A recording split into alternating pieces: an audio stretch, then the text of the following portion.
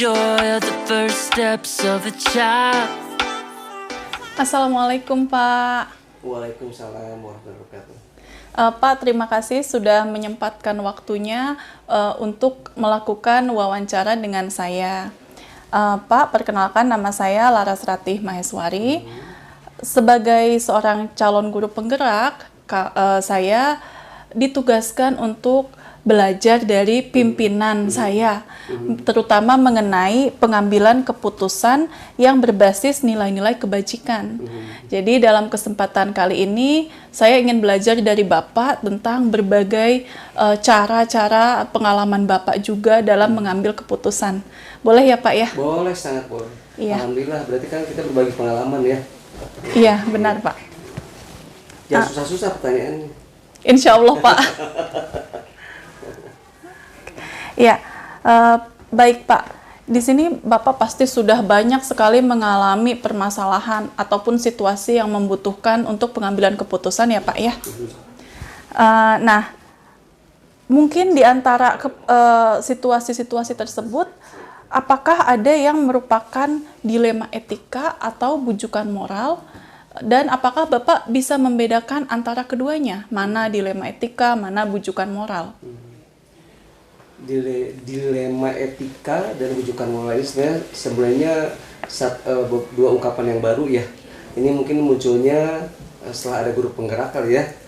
Tapi kalau saya membaca-baca bahwa yang disebut dengan dilema etika itu adalah kondisi ketika kita harus memutuskan sesuatu pilihan antara sesuatu yang benar tapi yang benar dengan yang benar gitu. Artinya kalau kita memilih putusan ini benar dari sisi misalnya sisi aturannya benar, kalau memilih yang ini benar dari sisi kemanusiaan misalnya, nah itu disebut dilema etika. Tapi kalau misalnya bujukan moral itu berkaitan dengan regulasi dan aturan. Artinya ketika kita memilih keputusan, ada dua pilihan.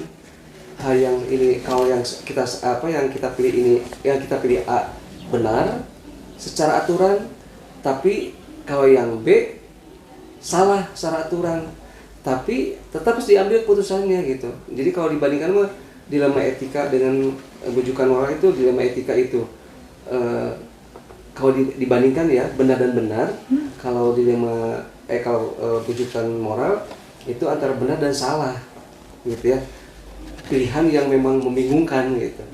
Itu mengidentifikasi seperti itu gitu ya.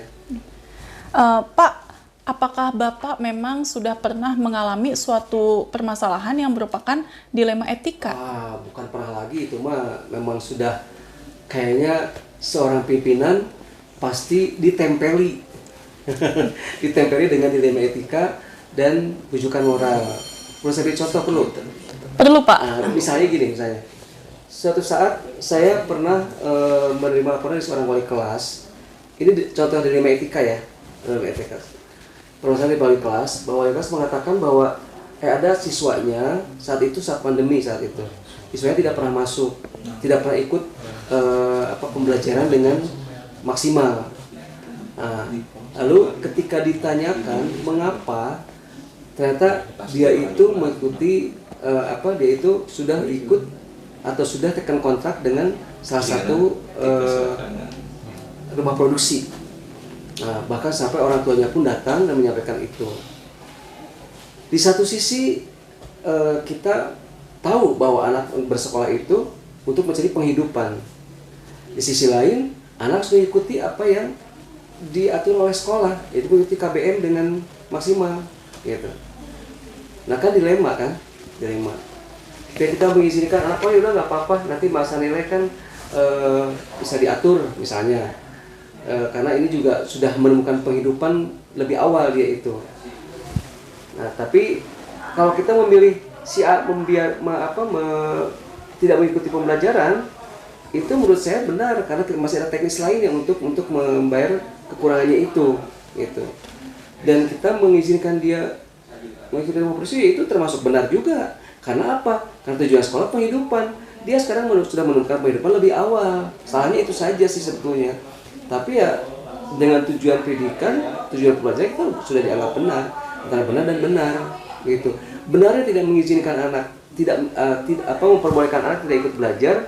Benar karena apa? Karena masih ada cara lain untuk anak mencapai nilai yang diinginkan, gitu. Oh iya Pak. Itu pembujukan moral kadang-kadang ketika suatu saat ada kegiatan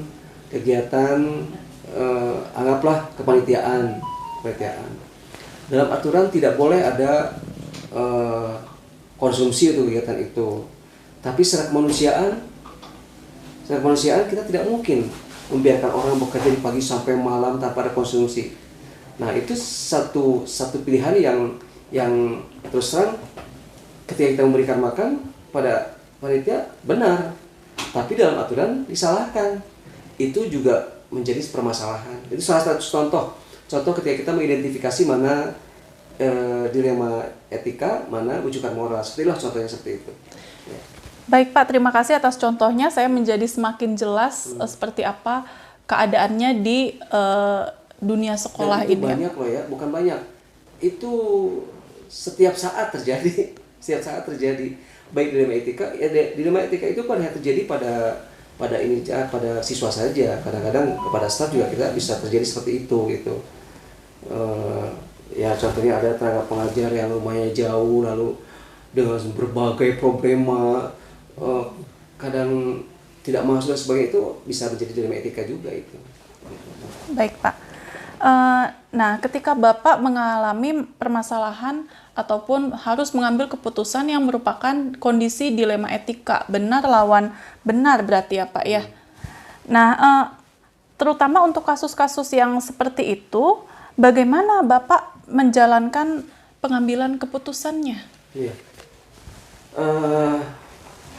Ya kalau kita sebut prosedur barangkali ya. Jadi iya, caranya saya pertama mengidentifikasi dulu permasalahan apa ini yang sebenarnya harus kita pecahkan. Setelah itu saya mencoba mengumpulkan atau memanggil atau bertemu dengan orang-orang yang terlibat di dalamnya, gitu ya. Seperti contoh tadi siswa yang tadi, saya panggil wali kelasnya, saya panggil anaknya, saya ketemu orang tuanya, kemudian saya mencoba berbicara dengan wakasek yang berhubungan itu, misalnya wasiswaan dan kurikulum. Nah, kemudian setelah itu baru kita mencari fakta-faktanya seperti apa, sehingga sampai saat itu saya menemukan fakta bahwa betul orang tua itu tidak berbohong bahwa anak sudah terikat kontrak dengan satu rumah produksi. Faktanya juga kenapa anak sampai mencoba mencari celah itu, karena selama pandemi tidak punya kegiatan apa-apa dan ada kesempatan untuk ikut casting, akhirnya dapat. Ya seperti itulah fakta-fakta yang kita dapat, gitu. Dan terus mengambil fakta-fakta dari guru-guru tentang nilai anak bagaimana, dan memberikan solusinya bagaimana seharusnya, gitu.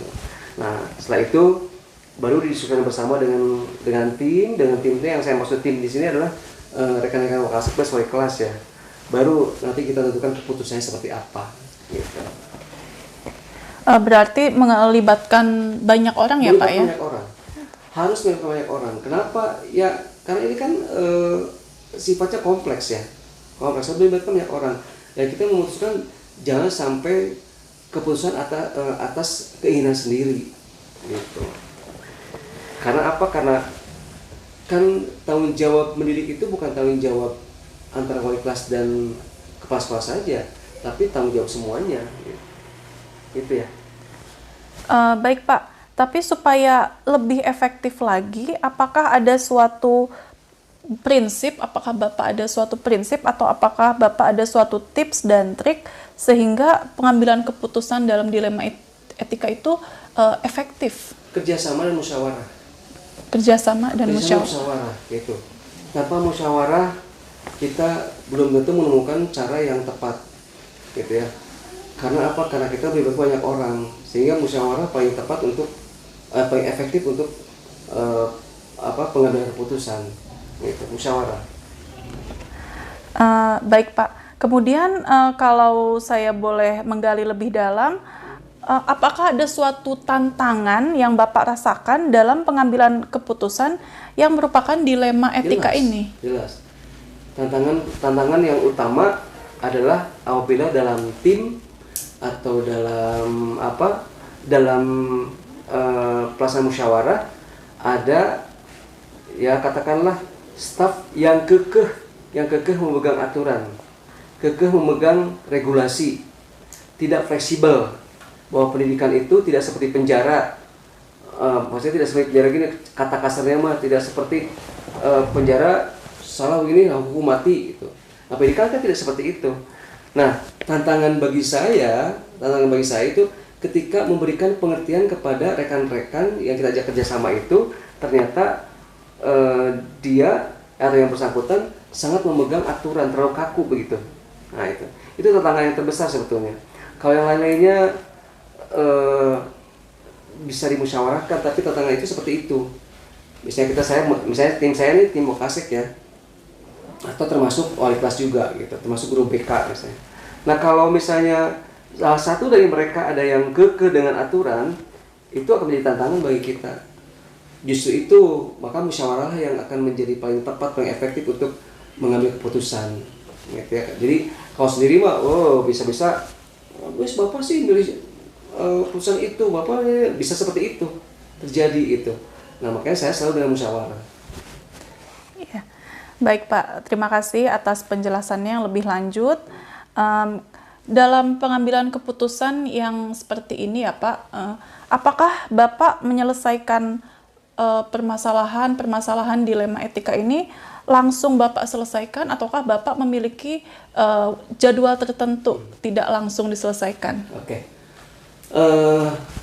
Saya menjadwalkan bahwa ada pertemuan rutin antara manajemen itu ya setiap hari. Dari pertemuan itu maka kita menemukan permasalahan-permasalahan. Setelah itu baru kita jadwalkan untuk menanganinya dengan aturan, artinya oke, kita punya target sampai berapa hari nih untuk membereskan bagian ini gitu ya. Artinya contohnya begini, sekarang segera jadwalkan kapan ibu bisa home visit, kapan ibu bisa melaporkan kepada saya. Setelah itu nanti kapan akhirnya kita menjadwalkan bersama dan akhirnya mendapatkan fakta, lalu barulah dengan kesimpulan pengambilan keputusan.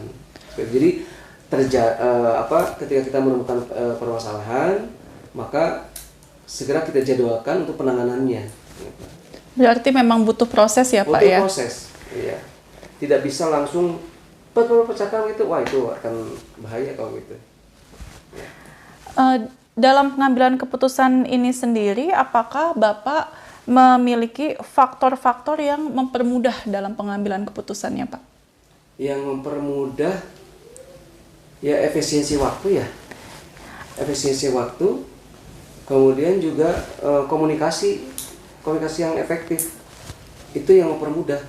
Kalau sudah tidak ada komunikasi, sudah waktu bertemu sulit, ya akan repot. Yang utama itulah efisiensi waktu dan komunikasi yang efektif antar manajemen ya, antara anggota manajemen gitu. Kalau misalnya orang-orang tertentu, ada tidak Pak yang orang-orang tertentu yang mempermudah? Yang saya libatkan selama ini adalah orang terdekat dalam manajemen ya, yaitu Wakasek. Karena Wakasek itu kan menjadi kepanjangan tangan dari saya untuk menuju ke guru-guru, ke wali kelas dan sebagainya. Lalu akhirnya mereka yang mempermudah saya, itu orang-orangnya yaitu Wakasek gitu. 4 Wakasek itu. Karena di antara mereka juga sama mengajar juga kan. Dia masih punya jam mengajar juga. Gitu. Iya. Baik Pak, saya sekarang menjadi lebih jelas ya antara teori yang saya pelajari dengan bagaimana penerapannya dalam dunia nyata. Nah Pak, dari pengalaman Bapak dalam mengambil keputusan yang mana permasalahannya adalah dilema etika, apakah ada suatu pembelajaran khusus yang telah Bapak petik dari pengalaman-pengalaman Bapak ini? Nilai rasa, ya, nilai rasa kemanusiaan sebagai guru, sebagai orang tua, sebagai warga masyarakat, ya, dan sebagai siswa sendiri. Jadi yang saya ambil adalah nilai rasa. Kita akan semakin peka dengan permasalahan dilema etika, kita akan semakin peka dengan kehidupan, gitu ya. Bahwa ternyata hidup itu tidak seperti membalikan tangan atau tidak seperti memilih A dan B, tidak seperti itu. Harus dengan rasa, dengan hati dan pikiran, gitu. Yang utama hikmah dari semua itu adalah nilai rasa, gitu. Bahwa kita sudah semakin mengerti bahwa hidup itu seperti ini, gitu. Hidup itu kompleks, gitu. Jadi dalam mengambil keputusan tidak bisa memberikan tangan, tapi melalui proses, gitu. Karena etika kan hubungannya dengan rasa, ya, dengan hati, gitu. Iya Pak. Aduh Pak, saya jadi benar-benar melakukan refleksi gitu. Banyak sekali pembelajaran yang bisa saya capai dan terutama ya memang rasa itu memang penting banget ya Pak ya, memperhatikan orang lain seperti itu. Ya Pak, saya pikir saya sudah mengambil banyak pembelajaran. Terima kasih atas waktu yang telah Bapak berikan, bersedia belajar bersama saya gitu, dan juga berbagi pengalaman. Iya, mudah-mudahan bermanfaat. Sangat bermanfaat Pak. Karena guru penggerak itu kan nantinya akan dinominasikan sebagai kepala sekolah, ya, sebagai pimpinan, ya. Ya kan sekarang persyaratan kepala sekolah kan guru penggerak kan, bahkan mungkin termasuk pengawas juga mungkin, ya.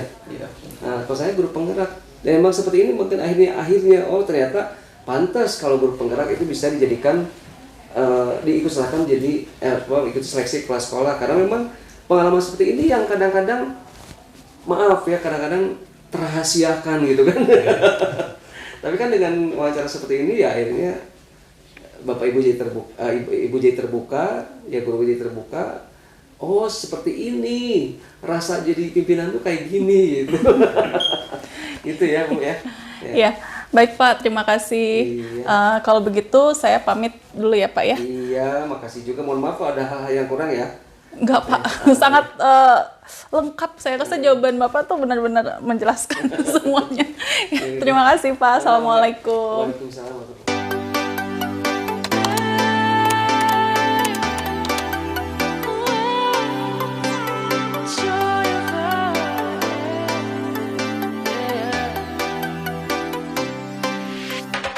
Assalamualaikum warahmatullahi wabarakatuh.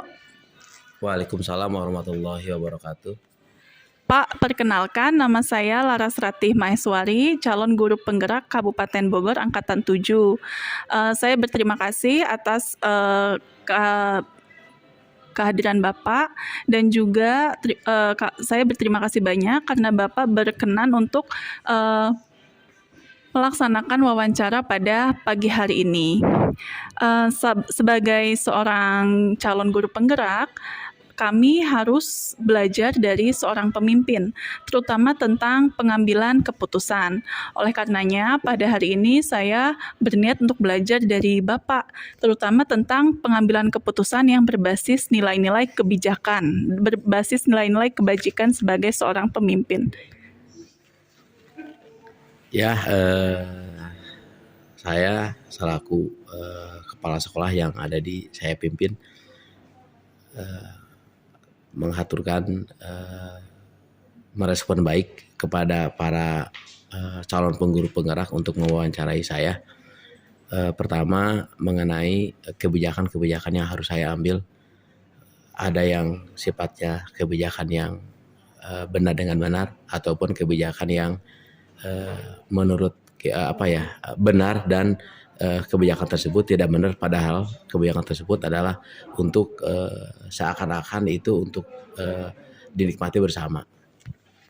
Betul Pak, memang pastinya ya pada kehidupan sehari-hari Bapak sebagai pimpinan pasti selalu mengambil keputusan dan tadi itu ada yang sepertinya kebijakan tersebut kok pihak ini benar, pihak lain juga benar ya Pak ya. Tapi ada juga yang satu pihak benar, pihak lain cuma kelihatannya aja benar. Ada tidak ya Pak contohnya dalam kehidupan Bapak, misalnya ketika sedang mengambil keputusan yang mana kelihatannya sih dua-duanya benar gitu Pak? Ada tidak ya contohnya Pak? Contohnya ada, saya pernah sering mengalami di sekolah ketika saya menugaskan salah satu guru untuk mengikuti kegiatan rapat, apakah diklat dan sebagainya, tetapi beliau juga memiliki jam mengajar pada hari itu. Sehingga saya punya jawaban tersendiri. Jawaban saya kalau mengajar bisa dikondisikan ataupun dititipkan kepada guru piket dan sebagainya. Tetapi kan kalau rapat tidak ada waktu lain selain hari ini, sehingga tetap si guru tersebut untuk mengikuti kegiatan meskipun dia ada jam mengajar di sekolah. Baik Pak, terima kasih atas contohnya. Nah, kemudian bagaimana Bapak sebagai pimpinan mengambil keputusan jika ada kejadian di mana dua kepentingan itu sama-sama benar? Bagaimana proses Bapak mengambil keputusannya? Mengambil keputusan dengan cara memberikan suatu pandangan terhadap guru tersebut. Sekira contohnya aja, selama ini saya belum pernah mengalami yang sifatnya urgen kepentingan beliau, tetapi selama ini selalu menerima kasus bahwa beliau di sekolah ada ngajar dan dia sedangkan harus berangkat mengikuti dinas luar, sehingga saya memberikan pandangan kepada guru tersebut kalau ngajar bisa dikondisikan ataupun dititipkan ataupun memberikan tugas menitipkan kepada guru yang ada. Sedangkan untuk melakukan di dinas luar itu tidak bisa diwakilkan kepada yang lain. Gitu. Baik Pak, terima kasih atas contohnya. Nah, kemudian secara umum Pak, bagaimana selama ini proses Bapak dalam mengambil keputusan? Bisa berbagai keputusan dalam berbagai hal. Apakah Bapak punya prosedur tertentu? Untuk prosedur secara saya selaku pimpinan tetap kembali kepada nilai kekeluargaan di sekolah tersebut. Artinya adalah jika guru tersebut mengelak apa dengan tugas yang telah diberikan oleh sekolah yang sifatnya tidak bisa digantikan. Halnya contoh, beliau saya tugaskan untuk mengikuti kegiatan rapat, sedangkan di keluarganya ada belasungkawa ataupun mengantar anak istrinya berobat dan sebagainya, saya mengambil keputusan maka dialih tugaskan kepada guru yang lain. Itu salah satunya kebijakan yang saya ambil selama di kasus yang ada di sekolah saya. Berarti kekeluargaan ya Pak ya?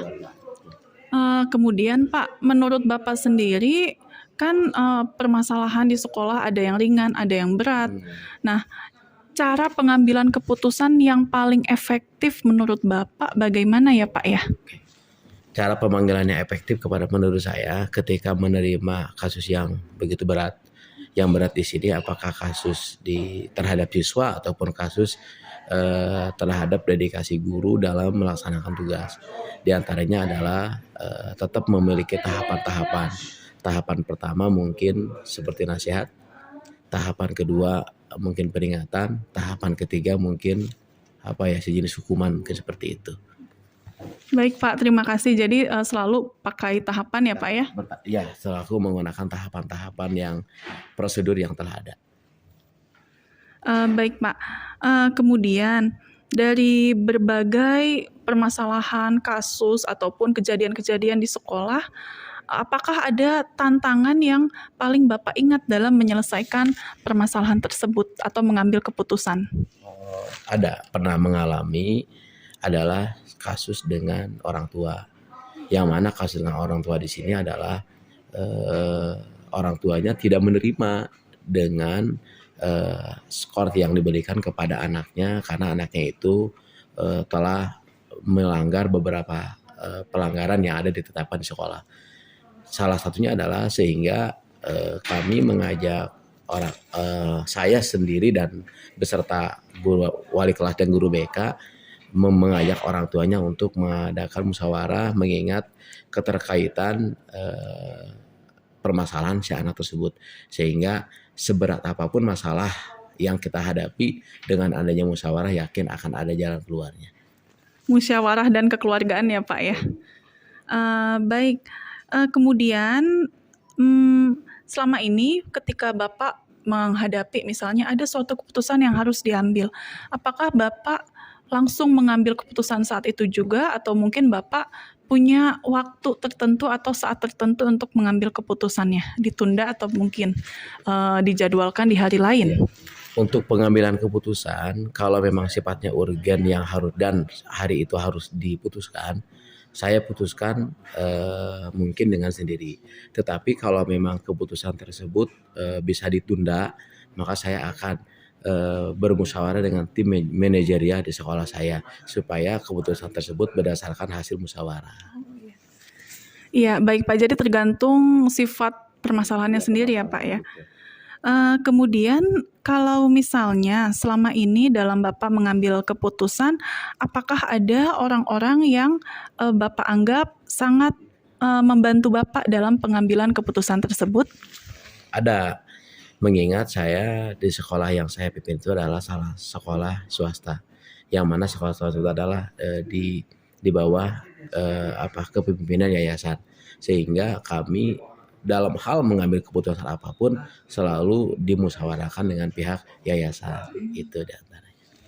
Baik Pak, selain orang yang membantu Bapak dan sangat penting dalam pengambilan keputusan, mungkin apakah ada faktor lain yang mempengaruhi ataupun membantu Bapak dalam pengambilan keputusan? Ada, salah satu faktornya adalah pertama, yang namanya sekolah itu kan ada, kalau yayasan itu kan ada pasti yayasan menunjuk satu orang ataupun siapa untuk menjadi pelaksana harian di sekolah, itu diantaranya. Sehingga kami ketika bermusyawarah mengambil keputusan apapun, selain kita bermusyawarah dengan tim manajerial, pasti kita akan melibatkan anggota yayasan yang dipercaya untuk menjadi pelaksana di sekolah, sehingga apa yang telah kami putuskan itu berdasarkan hasil musyawarah diantaranya, dan pihak yayasan pun mengetahui gitu.